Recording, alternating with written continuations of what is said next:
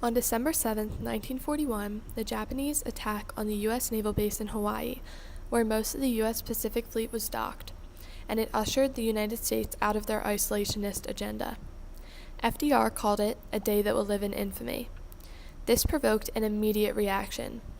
Entering the war alongside of the Allies, Great Britain, the Soviet Union, and France, this declaration of war passed with one dissenting vote.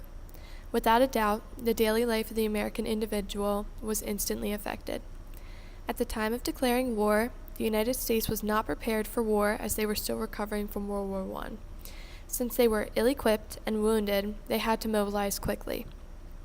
Not only did they have to assemble their troops, they had to provide material support for the Allies. Preparing to fight on a distant front required a lot of resources and effort. Massive government spending meant a call for the need for funds. Also, considered one of the most effective moves, converting industries to wartime production provided a larger supply of materials for the war effort. However, the challenge met with this was government, industry, and labor cooperation.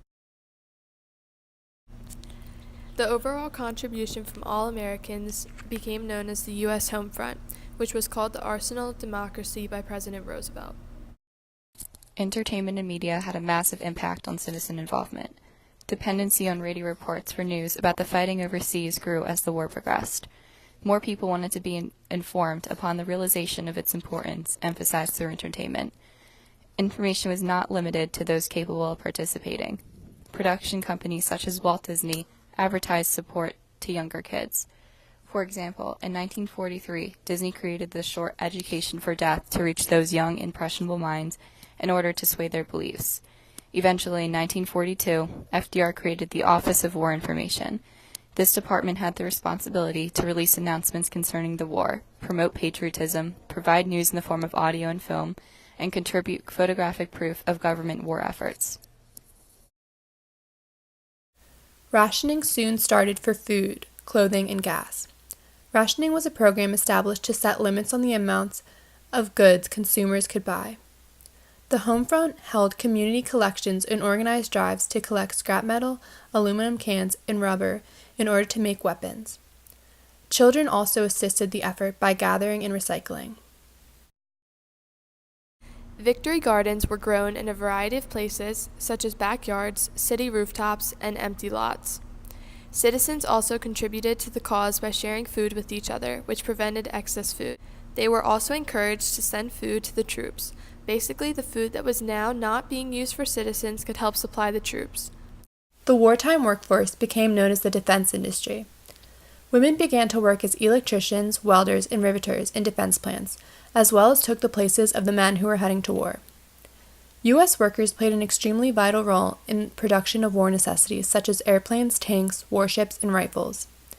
The working conditions became so dangerous that more industrial casualties occurred than casualties in the military between both Pearl Harbor and D-Day.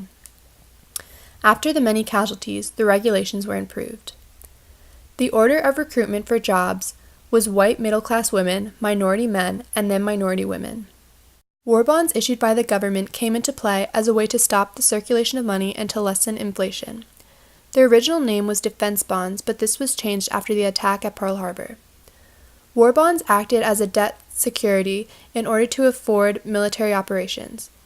They were purchased by millions of Americans who wanted to demonstrate an act of patriotism.